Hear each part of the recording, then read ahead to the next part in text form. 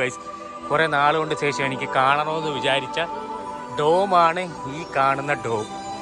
ഇത് ഫുള്ള് പ്രൊജക്ടറാണ് കേട്ടോ. അടിയിൽ ചെറിയൊരു പ്രൊജക്ടറും കാര്യങ്ങളും വെച്ച് പ്രൊജക്റ്റ് ചെയ്ത് കാണിക്കുകയാണ് ഈ സംഭവങ്ങൾ. പ്രൊജക്ടർ ആ സൈഡിലൊക്കെ ഇരിക്കുന്നതാണ് പ്രൊജക്ടർ.